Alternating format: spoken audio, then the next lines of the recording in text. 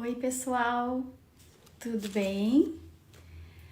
Hoje nós vamos ter mais uma live muito especial com o tema mielomeningocele.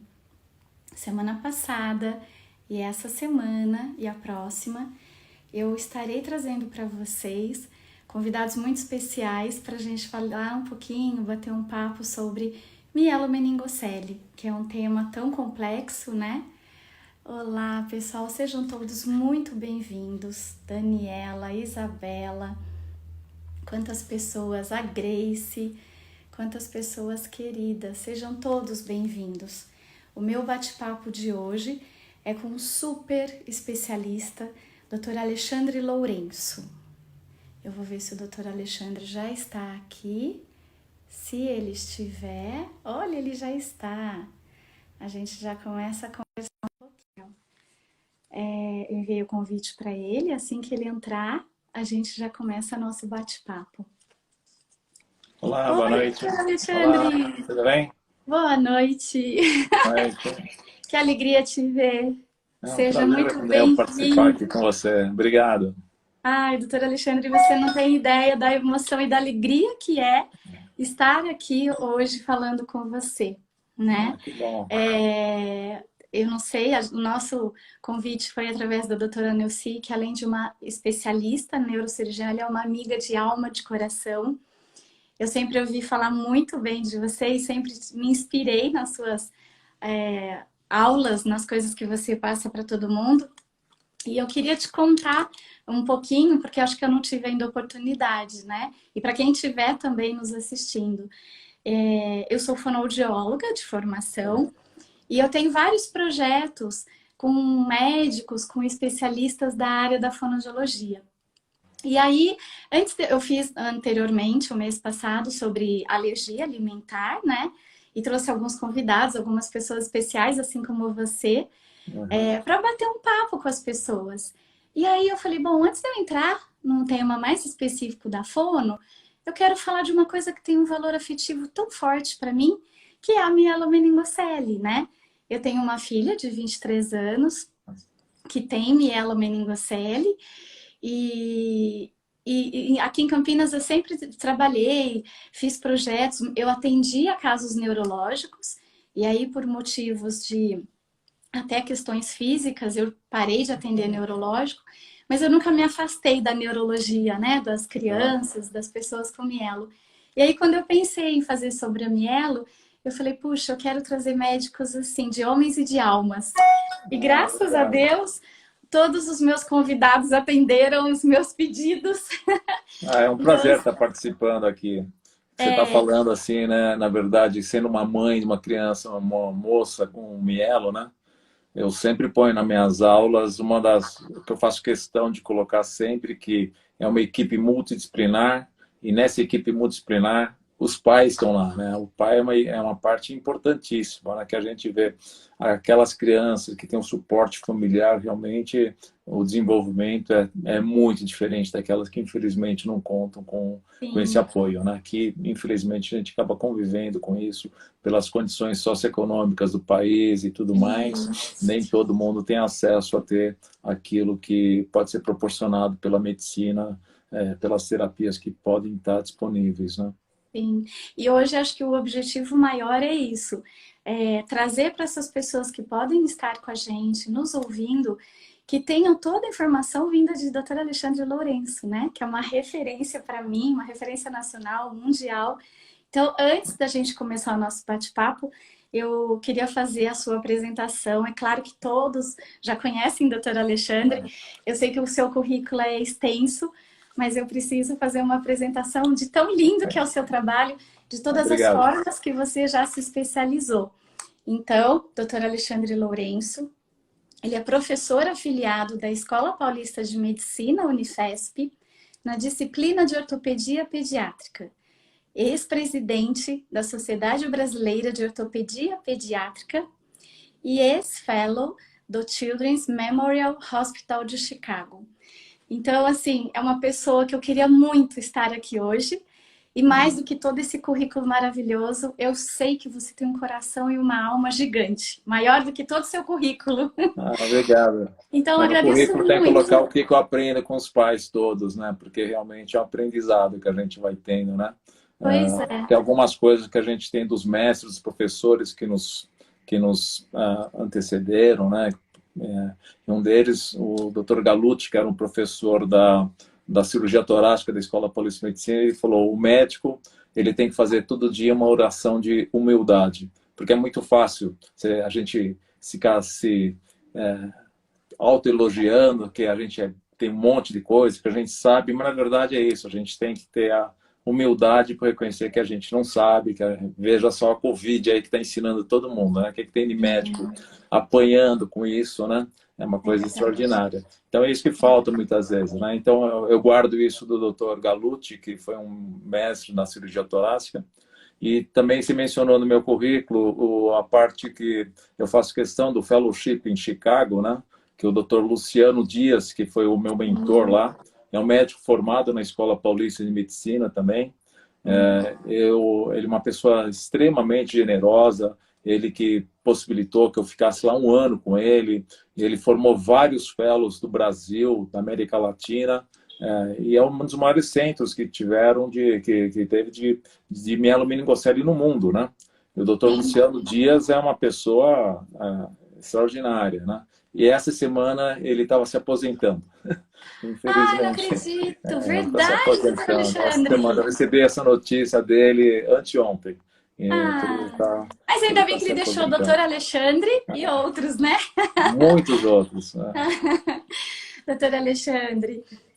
Então, acho que a gente podia falar um pouquinho, que o tema da nossa live é a mielomeningocele e a visão do ortopedista, né? Então, eu queria começar a falar um pouquinho desse bebê, né?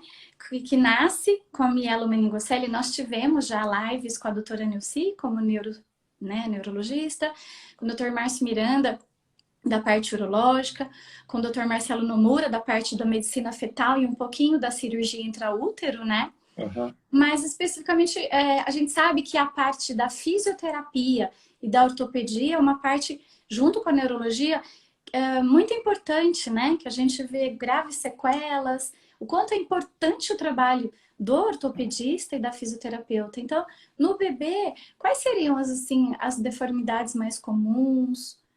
Então, eu tenho a felicidade de trabalhar e atender as crianças do grupo do Dr. Moron e Dr. Sérgio Cavaleiro. A gente trabalha no Hospital Santa Joana, Promatre. Então, o grupo Santa Joana tem uma experiência grande com a cirurgia fetal, e o Dr. Sérgio Cavaleiro, tanto lá como na Escola Paulista, também tem uma grande experiência nessa parte de neurocirurgia. A doutora Neuci, que também é lá da Escola Paulista, com quem a gente tem a convivência também muito próxima também, né? A gente faz um ambulatório, inclusive, no mesmo dia lá na Escola Paulista, então a gente sempre está se cruzando. Mas, particularmente, avaliando as crianças, então, como tem um fluxo grande dessas crianças para um hospital, e onde eu que dou assistência na parte ortopédica, então eu tenho a oportunidade de avaliar já a criança logo ao nascimento. Isso mesmo antes da cirurgia a céu aberto, fazer a cirurgia fetal, as mesmas cirurgias feitas após o nascimento. Então, há mais de 20 anos que nós estamos fazendo esse segmento com essas crianças. E é interessante, porque ali no berçário, a gente já pode fazer um inventário daquelas alterações que são presentes. Porque eu fico observando, a gente vai vendo o que a criança tem de movimento, né?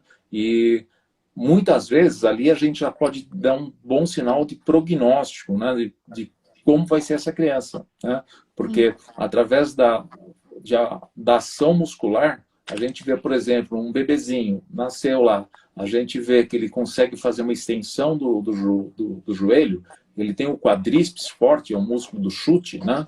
Pô, essa criança, a gente ali no berçário, quer dizer, no primeiro dia de vida dela, a gente vê as crianças fazendo esse movimento, a gente já pode falar para os pais que é um bom prognóstico motor, porque a gente sabe que as crianças que têm esse nível, que é o nível, a gente vai chegar lá já nos níveis motores, mas essa é uma criança com nível motor lombar baixo, que isso vai ter um prognóstico de marcha até a vida adulta, se permanecer, em mais de 80%. Né? Nossa, Isso que é bastante. importante ver. Então, ali no berçário a gente já vê. E isso é uma das coisas que talvez a gente esteja aprendendo e vendo, observando agora, que talvez com a cirurgia fetal, isso a gente pode determinar um pouquinho mais facilmente isso. Por que isso? Porque muitas vezes, quando eu ia examinar a criança que fazia a cirurgia após o nascimento, a cirurgia de fechamento da mielo, Uhum.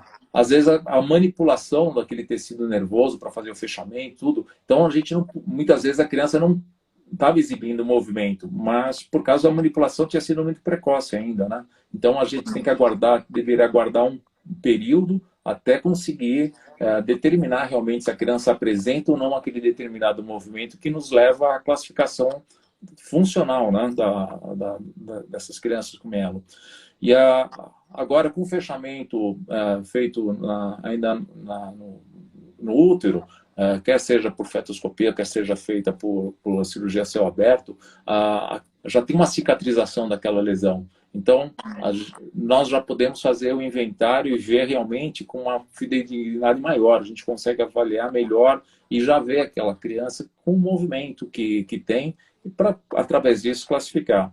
Então, infelizmente, assim, hoje, basicamente, como não está indicado as lesões mais altas de mielo, cada vez menos a gente vê aquele que é o nível torácico, aquela criança que tenha sido submetida para isso, a criança que tenha, não tem movimento, não esboça movimento nenhum dos membros inferiores, né? Sim. Porque esse é o grau que a criança não é paraplégica totalmente, né? A gente chama de lombar alto aquela criança que tem, como o próprio nome diz, que são as raízes de L1 L2. Esses são os nervos que vão dar a flexão e a adução do quadril. Eles conseguem dobrar o quadril. Eles não vão ter extensão do joelho, que isso, como falei anteriormente, é o que tem o quadríceps, de L3, L4, né? São as raízes mais baixas que vão dar a extensão do joelho. E o nível sacral, que o Dr. Luciano divide em sacral alto e sacral baixo, de acordo se tem, eles vão ter praticamente todos os músculos, e às vezes pode ter uma fraqueza, quando é mais alta essa lesão no nível sacral, que é um nível de independência muito grande, né? Esse aí é o topo da pirâmide da escala motora dentro da mielomeningocele, a criança que tem o nível sacral, principalmente aqueles que eventualmente têm o nível sacral e tem até a flexão, que são os flexores plantares, né, que é o tríceps sural, que é o músculo da panturrilha, né? Então, Uhum. esse teste manual que a gente faz com um bebezinho, eu faço esse teste na incubadora, estimulando esses movimentos para a gente já saber o que essa criança apresenta, né? E é óbvio que é muito bom poder transmitir isso para os pais para falar realmente o que espera em termos de evolução, né? Então, a gente já pode traçar algum projeto assim, em termos de como vai ser. Infelizmente, é uma das coisas que, às vezes, eu sou mensageiro da má notícia também, né? É Porque, verdade. embora a lesão, muitas vezes, na parte que foi feita a correção, ela até seja baixa, mas existem alterações também na parte que seria da medula, uma displasia medular, pode ter uma seringomelia, pode ter outras alterações ali que acabam afetando também o desempenho motor, né? E isso não é visível antes na cirurgia pré-natal, muitas vezes não se tem essa ideia, né, de movimento.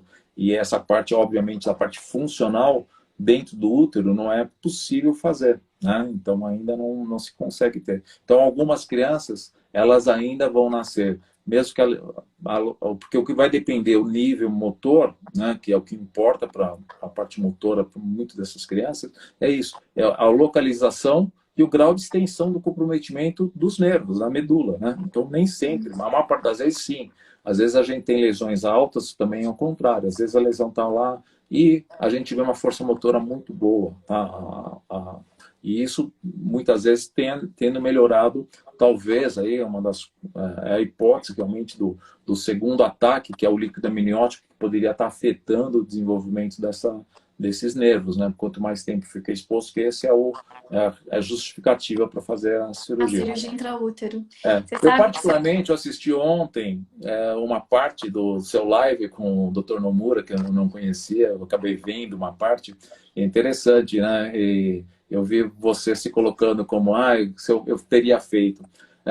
Eu falo muito isso com as mães. Olha, não quer dizer que seria diferente assim, realmente, tá? Não é uma coisa que a gente se pode afirmar, não, se eu tivesse feito, minha filha estaria muito melhor. Não é verdade, porque infelizmente ainda acontece de ter crianças que fez esse procedimento todo, o intraútero, e ainda tem um nível motor pior, né, do que... Então, porque tem esses outros fatores também, da displasia medular, dessas outras alterações que, olha, é aquilo, né, mielomeningocele é considerada a malformação mais complexa compatível com a vida, né? Então, tudo pode melhorar, sim, com essa parte, mas, veja, diminuiu muito, né, a indicação da derivação, né, que fazia a hidrocefalia, realmente, isso realmente foi um ganho que teve com esse procedimento, tá? Mas ainda tem criança que ainda tem hidrocefalia, né? Sim. De qualquer forma, a gente vê que já existia uma tendência, mesmo lá em Chicago, por exemplo, que eles não eram adeptos a fazer a cirurgia intraútero. A cirurgia sempre foi pós-natal lá, mesmo quando foi liberada pelo estudo MOMS, né, foi feito o estudo mostrando que poderia ter uma vantagem fazer a cirurgia pré-natal, eles continuaram fazendo a cirurgia pós-natal, né? E eles viram que eles estavam diminuindo a indicação de fazer derivação, que colocar a válvula, porque não é um problema colocar a válvula em si. Tem um estudo que foi publicado pelo grupo de Chicago mostrando que o problema são as trocas da válvula, tá? E é isso. Quanto as trocas da válvula comprometem muito a parte motora dessas crianças. Então, isso ficou bem estabelecido, com um estudo bem bacana mostrando que quanto mais trocas de válvula tiver, melhor. Por isso que começou a se diminuir. Eu fiquei lá em Chicago em 91, 92, e o índice de indicação naquela época era em cerca de 90% das crianças tinham derivação, ou faziam shunt, né, fazer derivação. E nos últimos anos, de 2010 para cá, isso estava diminuindo para em torno de 40%. Né? E hoje, com a cirurgia fetal, se diminuiu mais ainda. Né? Então, é isso que tem. Você sabe, doutor Alexandre, que você está falando, eu fico encantada, né? Cada vez que eu ouço vocês, a doutora Nilce falando, e você, eu fico... quando eu falei, né, que se tivesse hoje essa oportunidade, talvez eu faria, porque pai e mãe sempre pensam em cura, né? E realmente eu me recordo que na época eu soube da mielo da minha filha quando eu estava com 3 meses de gestação. E nós procuramos, na época, 7 neurologistas. Porque há 23 anos atrás não era tão esclarecido, desenvolvido os estudos como hoje. E eu me recordo que um deles eu fui e ele falou para mim assim, olha, Eliane, vamos fazer assim, eu preciso esperar que ela nasça para te dizer, certo, como vai ser, qual é o nível de sequela, tal. Eu saí de lá muito brava porque eu falei, gente, mas ele é o top dos tops, como é que ele não sabe me dizer? Porque é o pensamento de mãe, né? Mãe sofre. É aquilo que eu falei pro Dr. Marcelo Nomura ontem. A gente, quando pensa em teu filho, esse filho é planejado, a gente quer aquele bebê saudável. E aí receber uma notícia, como você mesma disse, né? É uma das patologias mais complexas. E aí, de repente, vem aquele turbilhão de coisas. Vai ter problema urológico, neurológico, ortopédico, aquele bando de profissionais. A gente fica com medo, né? E o medo é uma coisa que a gente não pode paralisar. Então, eu vejo que hoje, com toda essa tecnologia, essa cirurgia intraútero, minimizar essa questão da válvula, porque a Isabela, por exemplo, tem 23 anos, ela trocou só 3 vezes a válvula. Mas eu conheço crianças ainda na primeira infância que já trocaram, como eu disse ontem, mais vezes a válvula do que tem de idade, né? Mas eu acho que hoje a gente encontrar médicos tão especialistas quanto você e quanto outras redes de médicos que acreditam também na reabilitação. Eu digo isso porque a Isabela, minha filha, a lesão dela é nível de T1. E na época é uma lesão muito alta, né? Os médicos também falavam, ela não vai ter movimento de braço, membro superior. E você falou um ponto muito importante. Embora se tenha essa avaliação muito precoce, o desenvolvimento da criança também vai mostrando, né, doutor Alexandre? É lógico. a gente fala, por exemplo, e isso é uma das coisas que às vezes eu me batia muito, porque mesmo no nível torácico, eu sei que a preocupação principal de um pai, quando tem o diagnóstico e quando a gente vai fazer essa avaliação, tá ali, eles estão vendo a criança lá assim, e às vezes com umas deformidades bastante graves até, porque pode ter uma luxação de joelho, o joelho totalmente invertido, o pé torto graves, e a primeira, eles perguntam, meu filho vai andar? Então, realmente é isso. Então, a gente tem que diminuir um pouquinho isso para mostrar que, sabe, tem outras coisas, né? A gente faz tudo para a criança poder fazer, para tentar andar. E eu falo, por exemplo, no nível torácico, o acompanhamento de adultos em Chicago, 4% dos adultos que tinham nível torácico conseguiam ter alguma marcha ainda útil, né? Porque tem marcha que a gente chama de marcha terapêutica, que é importante fazer esse treino de marcha para todos os níveis, né? Mas é óbvio que mesmo um lombar alto, né, assim como o torácico, a maior parte deles acaba sendo cadeirante depois na vida adolescente, porque é muito esforço físico, então para chegar, às vezes, em determinado ponto, até chegar lá com muleta, com aquele aparelho, eles acabam desistindo, né? E isso é uma coisa que a gente tem sempre que conversar bem com a família, né? Para ver, porque da mesma forma que a família é importante para ter essa participação, às vezes a cobrança, eu falo os pais, às vezes parece aquela coisa de pai de vestibular, né? Se aquele, já estudou hoje, já fez, né? Então, e aí o cara começa a ter birra, fica sem vontade de estudar, né? Ali.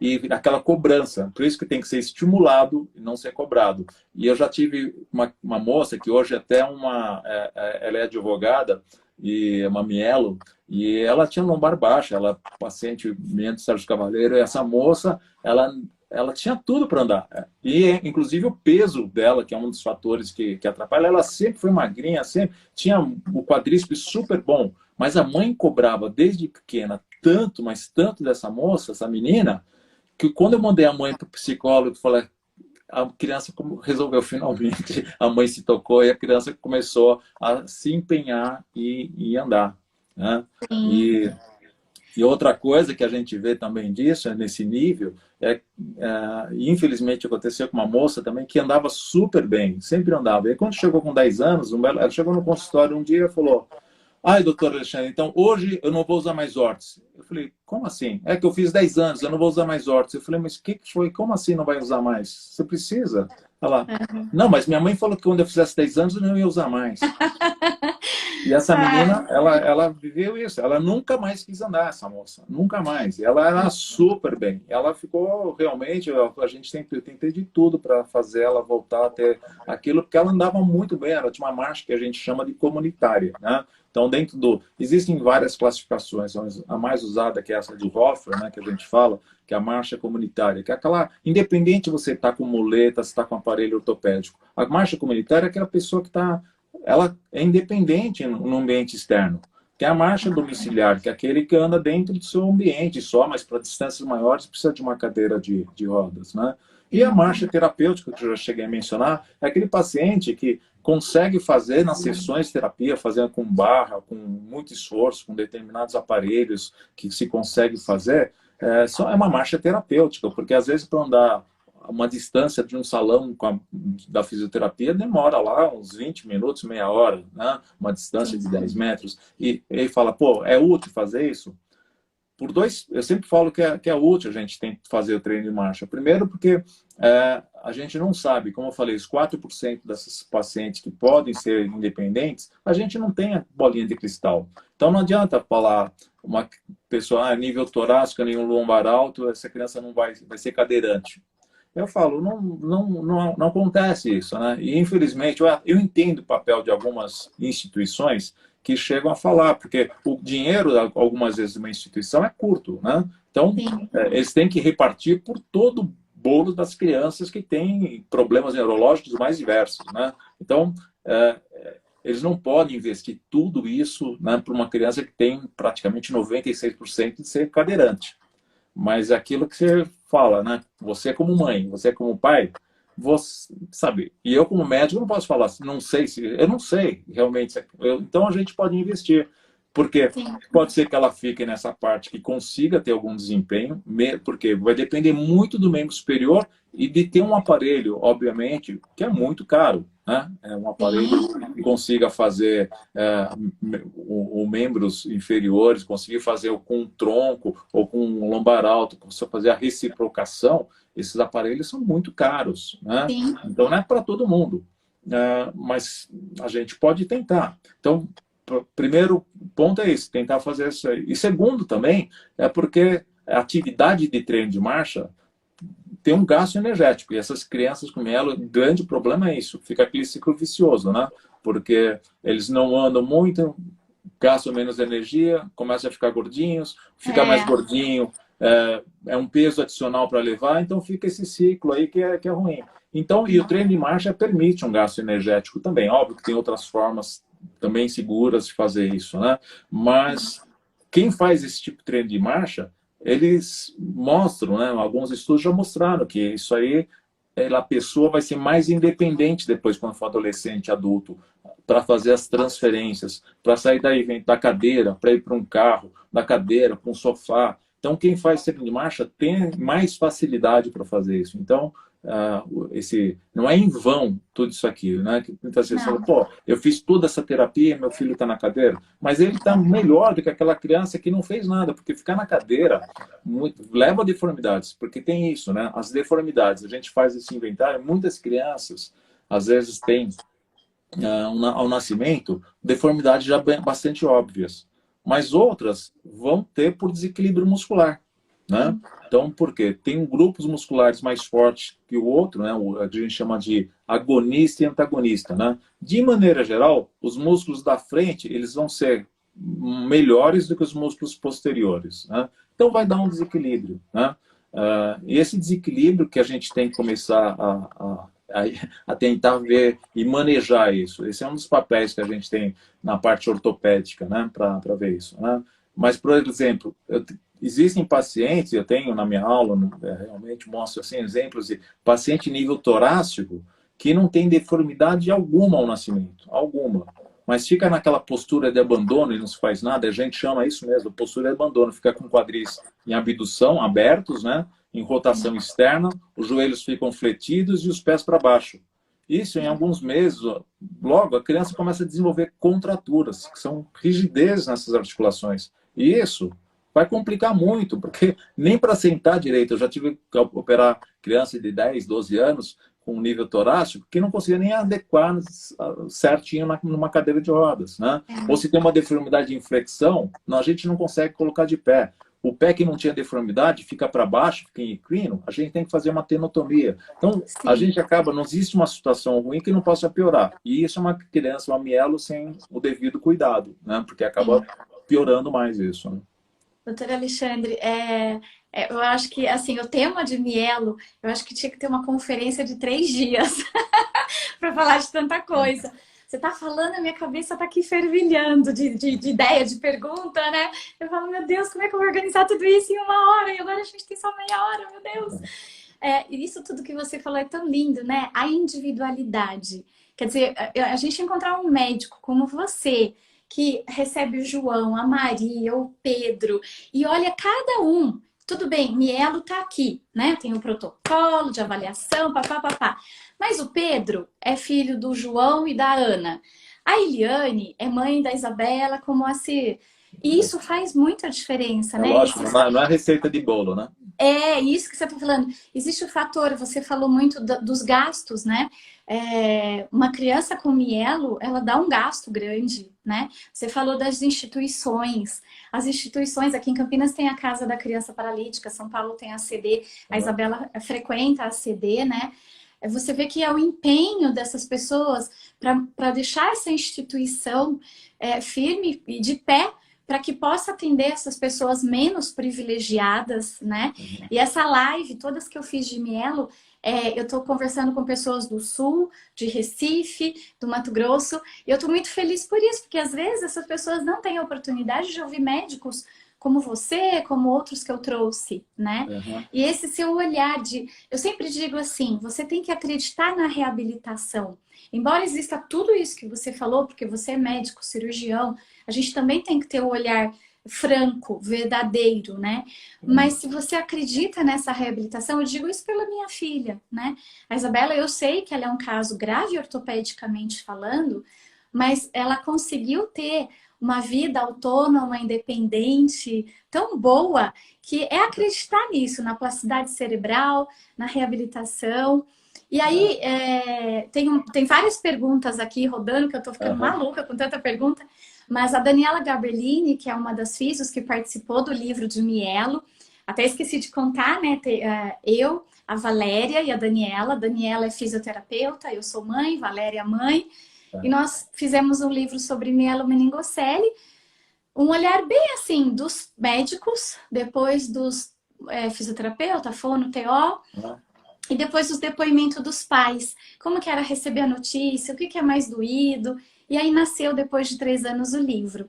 E ela perguntou, uma das perguntas que ela fez é, nessa equipe que você trabalha, nos hospitais que você trabalha, quem é mais a pessoa que tem mais acesso a essas famílias para estar conversando e mostrando esse olhar que você teve tão cuidadoso para os pais? Então, é assim, por mais que a gente tenha esse contato, né? Mas acaba sendo a parte de reabilitação, boa parte fica a meu cargo, né? Que eu que acabo indicando, não só por causa da cirurgia, não é só cirurgia, né? Muitos dos tratamentos que são feitos, o tipo de órteses, a prescrição, o momento de fazer, acaba fazendo muitas vezes pela parte ortopédica nisso, né? Mas obviamente, eu falo, primeiro ano, básico, a não ser aquelas crianças que já têm deformidades, que precisam fazer uma intervenção ortopédica, uma criança que nasce com o pé torto, que é bastante frequente, que já começa a fazer um tratamento, e a gente tem feito com sucesso, não é tão grande. O pé torto é um capítulo à parte, né? Porque o pé torto, idiopático, mesmo as crianças que não têm mielo, o pé torto, por muito tempo, foi considerado um procedimento só cirúrgico, né? E graças ao médico, Dr. Ponsetti, com quem eu também tive a oportunidade de conviver em Iowa, e aprendi com ele o método, que é um método conservador, método com gessos, a gente reduziu a indicação cirúrgica no pé torto idiopático, pé torto sem mielo. Praticamente 90% a gente consegue corrigir com esse método hoje, né? Na mielo não responde tão bem assim, mas cerca de 40%, mas o problema é manter. A gente consegue ter uma correção, mas pelo desequilíbrio, pela alteração muscular, a recidiva é maior nesses casos, né? Então a gente acaba tendo. Então, mas no primeiro ano, basicamente, o principal ator aí é o neurocirurgião, né? É ali que vai estar o principal controle para ficar vendo. Então, primeiro, ou antes era pela intervenção que fosse da parte, que seria da parte do fechamento e eventual derivação, e hoje eles acabam vendo e depois controlando para ver se não está desenvolvendo hidrocefalia, e a gente vai vendo em conjunto isso, né? Eu digo que a gente assim, casa, né, doutor Alexandre? A gente casa com neuro, casa com ortopedista. A gente acaba fazendo muito isso, né?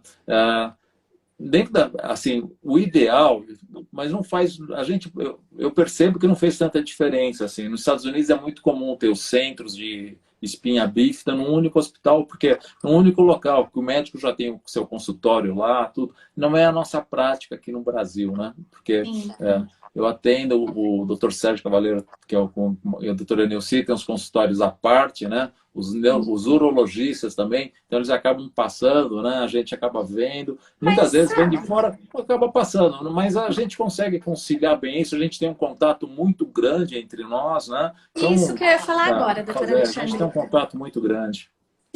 Eu digo que a tecnologia ajudou muito. Imagine que há tempos atrás eu ia estar aqui conversando com você sobre esse tema, né?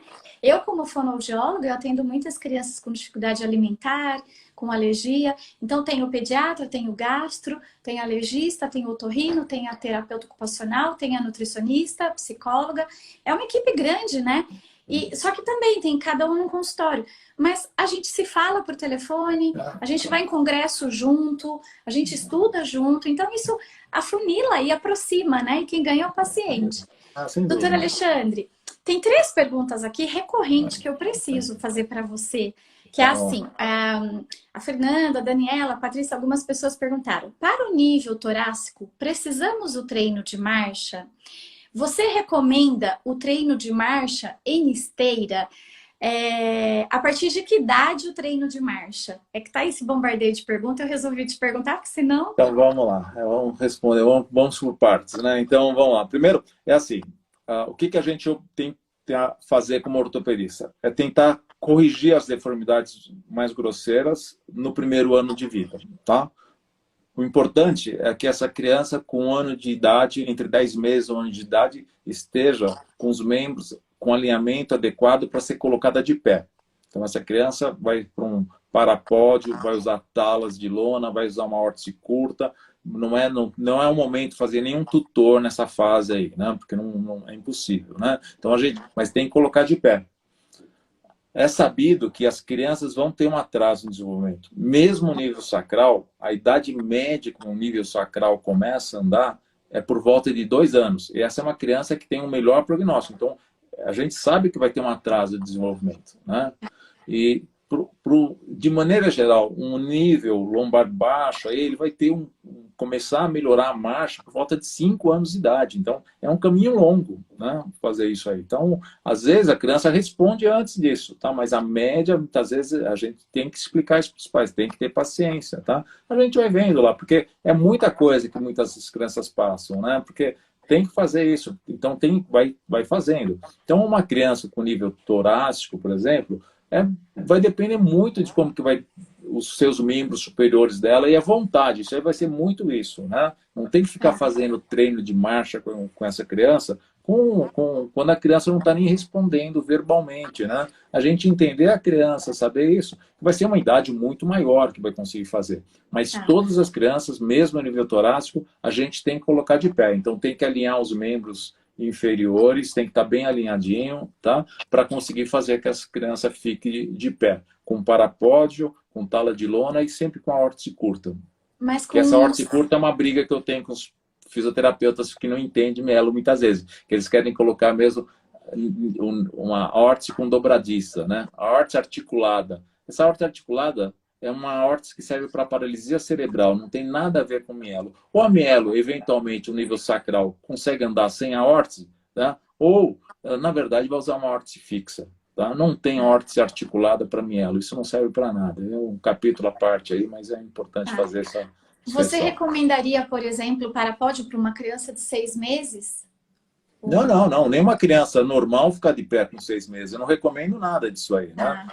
Uma criança, a gente tem que respeitar o que seria o desenvolvimento de uma criança normal, tá? Uma criança sem mielo, ela vai conseguir ficar de pé por volta de 9, 10 meses de idade, tá?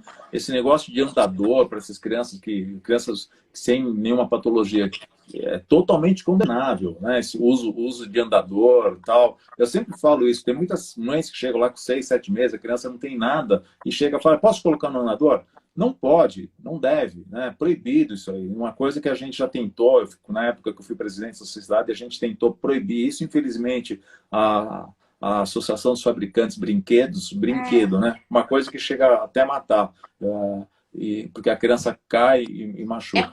Porque eu sempre falo, sempre vai ter um vizinho, uma prima que vai falar, imagina, meu filho usou, não teve problema nenhum. Eu falo que nem cigarro. Tem gente que fuma 10 maços e pode viver, pode, mas a maior parte vai ficar fumando. Um fumante vai ter uma vida encurtada.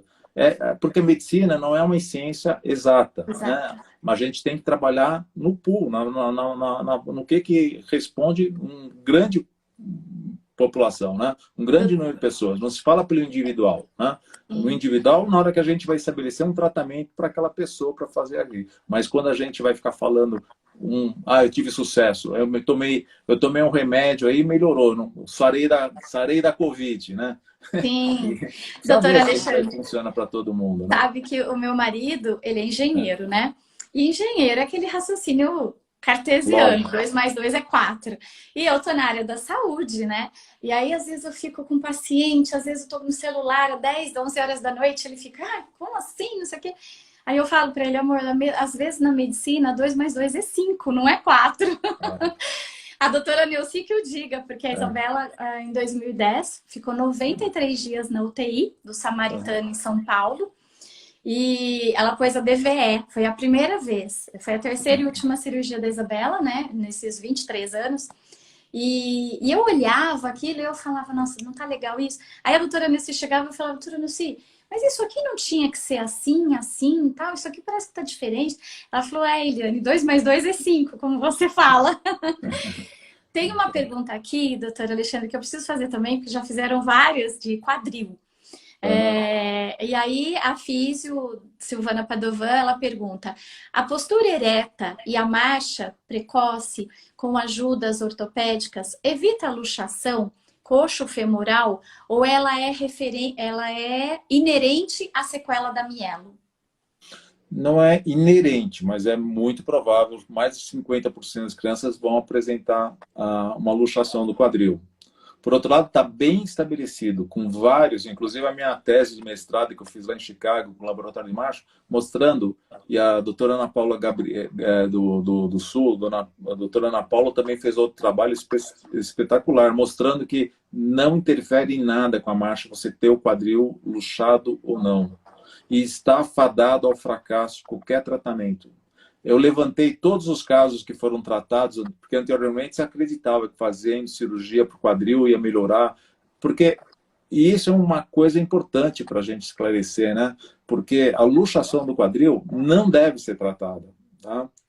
Ela impede de andar, doutora Alexandre? Ela não impede de andar, isso que eu falei, não vai interferir que seja uma luxação uni de um lado ou bilateral.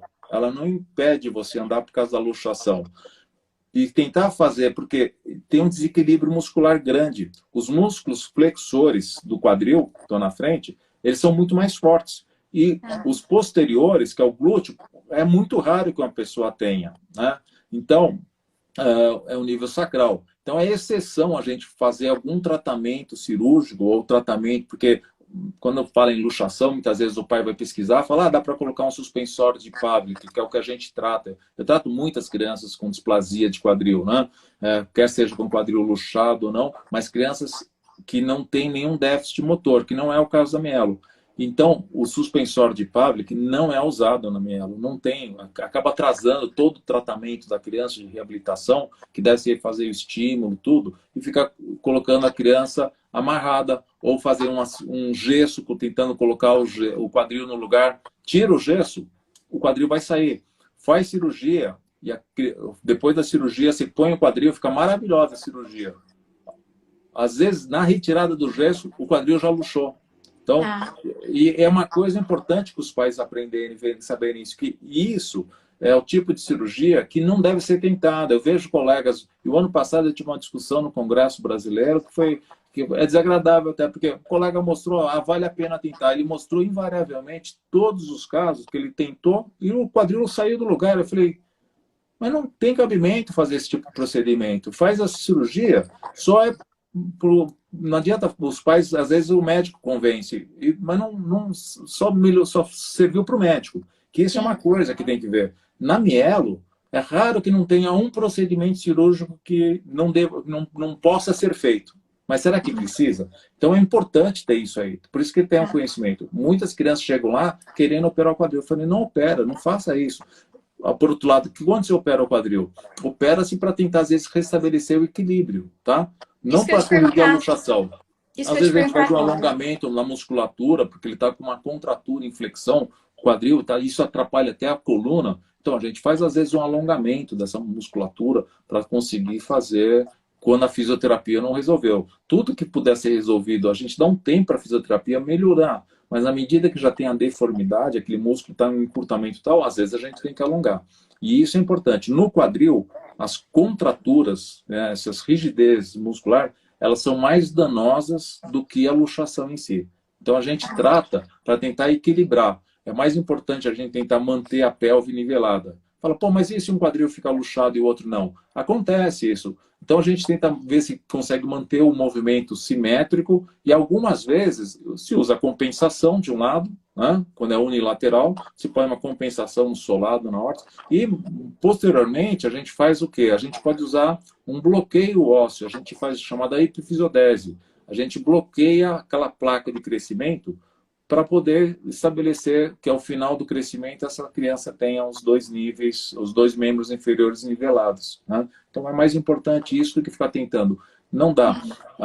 Nas cirurgias lá em Chicago, que eu fiz a revisão dos casos que eram tratados anteriormente, os quadris praticamente 100% tinham luxado a longo prazo, mesmo no nível lombar baixo, eles tinham, a maior parte luxou, e o índice de cirurgia desses quadris eram praticamente 5 cirurgias por criança.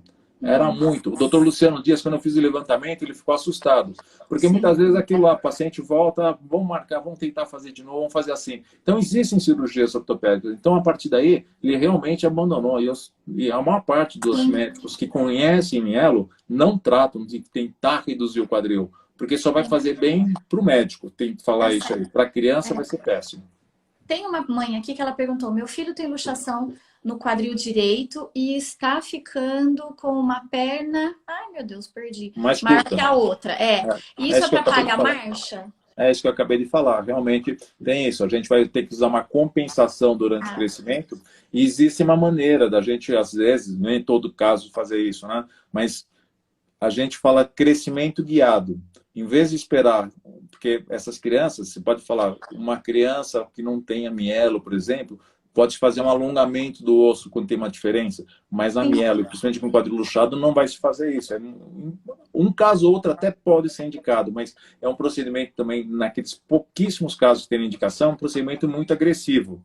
E quando se faz esse epifisodese, que é o nome dessa cirurgia, que a gente bloqueia o crescimento, uma cirurgia que não se vê o resultado na hora, mas a gente pode projetar para que na adolescência a gente faz isso, a gente vê mais ou menos, por exemplo, só ter uma ideia, o fêmur, na parte do joelho, né, cada osso tem 2 placas de crescimento. A placa de crescimento na região do joelho, do fêmur, cresce mais ou menos 1 centímetro por ano. Então, a gente pode bloquear, a gente vai acompanhando, a gente vai ver quantos centímetros que a gente quer, 4 centímetros, 5 centímetros, é uma coisa, porque é melhor do que usar uma compensação de 5 centímetros. Se for unilateral, então é um recurso que a gente pode ter, para saber muito bem como é cada caso, aí para ver se essa é uma indicação para fazer. Né? Doutor Alexandre, tem tantos elogios aqui para você que, assim, eu vou transferir no final o meu agradecimento, acho que duplicado por todas essas pessoas que estão aqui dizendo que você é maravilhoso e eu concordo plenamente, maravilhoso. Obrigado. A criança que tem luxação de quadril, ela tem dor, a mielo? Não tem dor, tá? Não tem dor. Veja, um lombar, essa é uma região que não, mesmo os adolescentes e adultos, raramente tem dor. Não é que nunca vai ter, né? Isso que fala em medicina, a gente não deve ter nunca e sempre, né? Mas é muito difícil que venha a ter dor, né? E isso que foi tentado. E eu fiz cirurgias, cheguei a fazer isso aí, tá? Então, eu falo isso com conhecimento de causa e com minha culpa. Falar, a gente fez isso, porque quando eu fiquei lá com o Dr. Luciano, a gente fez a transferência de um músculo da barriga para tentar colocar no quadril, para ver se tinha força para fazer isso. Então, se perdia essa cirurgia. Tinha uma outra cirurgia que se fazia para transposição do músculo ilipsoas, que é o músculo principal da flexão do joelho, do quadril, desculpa. A flexão do quadril. Se tirava isso no lombar alto, por exemplo, e se transferia para o grande trocante, para a lateral do fêmur. Então, na radiografia, o quadril ficava encaixadinho. Só que essa criança precisava desse músculo para começar a trocar o passo. Aí ela não tinha mais esse músculo. Então, o que adiantava você ter uma radiografia corrigida, você tratou o raio-x, você não tratou o paciente. Né? Então, não é isso. Tem que ver isso. Então, a pessoa tem que pesar realmente isso. Né? Doutor Alexandre, o senhor falou da tenotomia, né? Era muito comum, né? Eu vou dizer, mais antigamente, hoje eu já nem sei como está isso. Mas tem uma questão aqui, né? Que o tendão do joelho encurtado, a causa é sempre medula presa ou pode ser ortopédico? Pode ser ortopédico, por exemplo, um paciente que eu falei, né? Uma criança que de cedo, uma criança não nasceu com deformidade nenhuma e ela não é colocada de pé, não tem um parapódio, não tem uma tala de lona para ser colocada de pé, mantendo o joelho em extensão. Se ela ficar só na cadeira, esse vício postural de ficar com o joelho dobrado não tem nada a ver com a minha medula presa. É por postura, ficou lá e não foi estimulada. Então tem muitas dessas crianças que acabam ficando dobrada lá, o joelho fica dobrado e não consegue ficar de pé, né? Aham. E que estão perguntando o que você acha da ecoterapia. Olha, as fisioterapeutas não vão gostar muito de minha resposta. É assim, veja. Eu Oh, meu sei que Deus! tem, o pessoal sempre mostra, as terapias de maneira geral, veja, a terapia de desenvolvimento motor, o que, que se tenta fazer, por exemplo, com a ecoterapia? Você tenta fazer uma variação do centro de gravidade. Eu falo, para mim, você consegue isso também estimulando isso em cima de uma bola de Bobot, que o pessoal pensa que é bola de pilates, não é bola de pilates, aquela é bola de Não, Bobot, tá? A bola de colocando lá e fazendo essa variação de gravidade. O pessoal fala, não, no cavalo, cavalo pode ser mais divertido, né? Porque tá lá a criança para fazer. Ah, tá bom, faz mais estímulo disso aqui. Mas eu não vejo mudança nisso aí. Eu tenho famílias de crianças, tanto mielo como paralisia cerebral, lá em Miami tem um centro de golfinhos para criança. Então eles vão lá, pagam US$ 10.000 para ficar uma semana em cima de um golfinho. Ah, é maravilhoso. Então muitas vezes acaba sendo sugestionado que teve uma melhora. Ninguém melhora em uma semana. Foi divertido, fez a foto lá, dá para ir para o Facebook com a foto da criança em cima do golfinho e vai fazer. Então, cavalo também é isso. Acho que eu falo para as crianças com mielo, deixa quando eu for para Campos do Jordão, for para uma hotel fazenda, vai lá brincar de cavalo. Fora isso, não é coisa. Porque os recursos são limitados e o tempo da gente também. Então, doutora não, sabe, Alexandre. não é proibido, mas eu não acho uma coisa que seja muito interessante fazer a ecoterapia, não. Não acho. Eu sempre penso o que você, desde o começo, eu acho. Eu sou terapeuta, né? Eu sou fonoaudióloga, então eu tenho que acreditar nessa reabilitação. Mas uma coisa que eu tenho comigo é que, assim, as técnicas não são para todos, mesmo tendo a mesma patologia, né? Seja autismo, síndrome de Down, a mielo. Eu acho que realmente tem que avaliar. Por exemplo, na época, a minha filha tem uma lesão muito importante, né? Ela, na parte bem torácica para lombar, ela falta vértebras. Então, o cavalo, por exemplo, para ela não foi uma boa indicação. Para E eu muitas queria. crianças. Deixa eu só interromper. Veja, qualquer pessoa que tem um problema de coluna, uma pessoa que sem mielo, né? Imagina você, eu tenho um problema na coluna. Ninguém recomenda ficar em cima de um cavalo, né? Sim, Então, a por que vai fisioterapia colocar é uma tão criança com mielo? importante, né? Então eu falo, tem outras coisas mais importantes para fazer do que fazer ecoterapia. Doutora Alexandre, a parte da piscina, embora exista, vou falar agora como fonoaudióloga, né? A gente sabe que a hidroterapia, hidroginástica, existe a questão da tuba auditiva, das otites, mas na piscina as crianças conseguem ter tanta movimentação. Eu falo pela minha filha, o É intestino verdade. funciona tão bem, né? Aham. Você indica, falando de técnicas, né? Eu sou formada no Bobat, né? Na integração sensorial, mas não tenho formação no TeraSwitch. O que você pensa sobre isso? Porque existe um bombardeio, né? De intensificar sessões, terapias. Eu falo, mielo e muitas dessas alterações neuromusculares, elas são maratonas, não é corrida de 100 metros, tá? A TeraSwitch quer fazer uma terapia de 100 metros, corrida de 100 metros. Então, eu acho, já está mostrado, tem trabalhos, inclusive, de fisioterapeuta, mostrando que não muda em nada isso aí. E eu não recomendo ficar fazendo isso, tá? E a Sociedade Brasileira de Ortopedia Pediátrica acabou de soltar uma nota condenando isso aqui, ficar fazendo isso aí de uma maneira intensiva. Eu falei, isso não é uma corrida de 100 metros, isso é uma maratona. Então, o que fazer os objetivos? Os recursos do TeraSwitch em si, eu acho fantástico. Ter a gaiola, ter a parte do suspensório. Acho que vários desses recursos são muito interessantes, são muito bons, né? Agora, não precisa ficar fazendo isso aí naquele modo intensivo. Use-se os recursos, né? Eu acho que é uma coisa importante isso. Agora, da água, eu acho fantástico. A água, por outro lado, é assim. A hidroterapia, eu sempre falo, não coloque de imediato a criança na hidroterapia se ela não estiver gostando, tá? A maior parte das pessoas, a gente veio do líquido, então a maior parte das crianças vai se dar bem na água. Sim, Então, mas toma cuidado com isso, porque a natação tem esse mito, nessa lenda, que é o melhor esporte que existe. Não é o melhor esporte é o que é feito. Mas para mielo, por exemplo, um dos esportes mais possíveis de serem feitos é a natação. Então eu falo, guarda sempre na manga, se a criança não estiver gostando lá, sabe, mais do que fazer esse movimento, que muitas vezes é auxiliado pela terapeuta, tal, acho fantástico. Se a criança tiver, uma parte vai gostar. Mas é importante. Eu acho que natação, para mielo, é o esporte de excelência. Pode fazer. Eu tenho pacientes que fazem um monte de coisa. Inclusive, eu participei de uma corrida até com um menininho cadeirante, mielo, fantástico. Foi muito legal. É A muito gente lindo, participou da né? corrida. A gente Ah, fez. Então, é muito legal, né? ó, E isso é bacana. Mas natação, por outro lado, justamente por perder, por causa do empuxo sim. na água, a criança tem um movimento mais livre, com menos riscos de queda, é importante fazer isso. Então, acho que é importante guardar a natação como uma carta na manga lá para usar isso como uma Sim. atividade física. Doutora Alexandre, tem uma colocação aqui da Silvana Padovan, que inclusive ela é a físio da minha filha.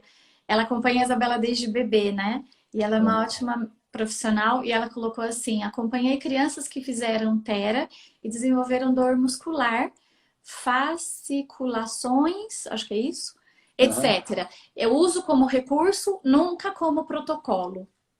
Isso, eu acabei de falar, acho que os recursos em cima, agora ficar fazendo isso aí, fazer intensivo, tá certíssimo, concordo plenamente com ela. Acho que é isso que tem que fazer.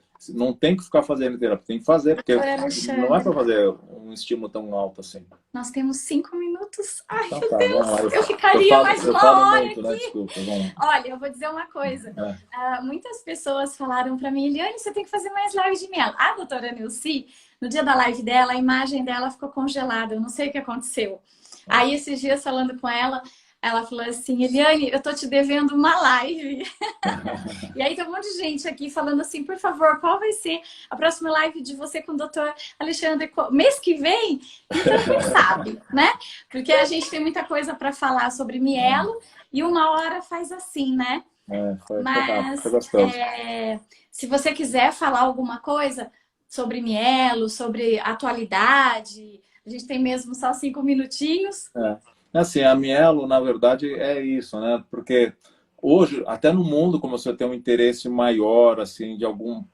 Porque nos últimos anos, na década de 2000, 2010, assim, realmente estava difícil, porque a maior parte dos lugares realmente nem se interessavam mais por mielo. Tanto, a gente falava isso na escola, também, Neuci, o doutor Sérgio Cavaleiro, fala, pô, mandava trabalho para o Congresso, o cara falou, não, a gente não tem interesse científico em mielo, porque realmente não tinha nada assim a mais, né? Então, o pessoal ficava realmente deixando de trabalhar, né?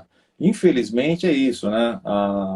É triste, mas na França, por exemplo, tem um colega francês que eu admiro muito, o doutor Alain de Meglio, de Montpellier. Ele fala que há mais de 10 anos que ele não atende uma criança com mielo, porque lá eles abortam tudo, né? Sim, Então, é como se fosse possível ter um filho e falar que ele não vai ter nada na vida, né? Quem é? sim.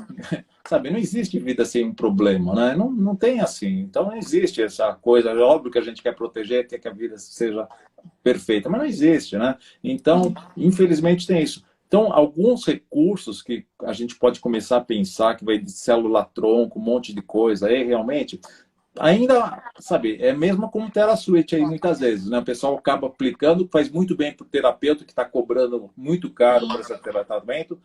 A terapia de célula-tronco também, por enquanto, é uma, sabe, é uma visão que a gente pode ter. Mas eu tenho várias crianças que gastaram fortunas fazendo esse tratamento e voltaram para cá absolutamente iguaizinhas.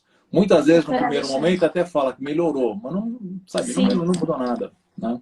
Eu torço, se eu puder deixar uma mensagem, eu torço por mais médicos como você, por mais médicos que enxerguem as pessoas, as famílias e as crianças com esse seu olhar, que além de ter toda a competência, experiência, né, você tem mãos para isso, você tem um coração e uma alma incrível. Eu ficaria mais uma Obrigado. hora aqui, doutora Que bom. Alexandre. Eu falei Muito assim, bom. eu tinha vontade de pegar alguns médicos, pôr no potinho e levar para casa. E você é um deles. Obrigado pelo Então, carinho. Olha, eu espero ter contribuído com as mamães todas aí, os sim, papais, essas famílias, as tem crianças muitos maravilhosas aí. profissionais. Que bom, bacana. Doutora Eu gostei Alexandre, muito, eu não foi tenho muito legal. palavras para te agradecer esse tempo Eu que todo que você agradeço, foi um ficou comigo. prazer. Foi um Muito, muito prazer estar aqui com obrigada. vocês. E que Tá bom? tenhamos mais lives Isso. futuramente. Um Tá bom, prazer, gente. que Deus te Fiquem bem abençoe. todos, tá bom? Boa noite a todos que estiveram com a gente aqui. Muito obrigada. E tenho certeza que vocês saíram com o coração mais aliviado de ouvir a doutora Alexandre Lourenço. Doutora Alexandre, muito obrigada, viu? Um Obrigado. beijo. Tchau, tchau. Tchau.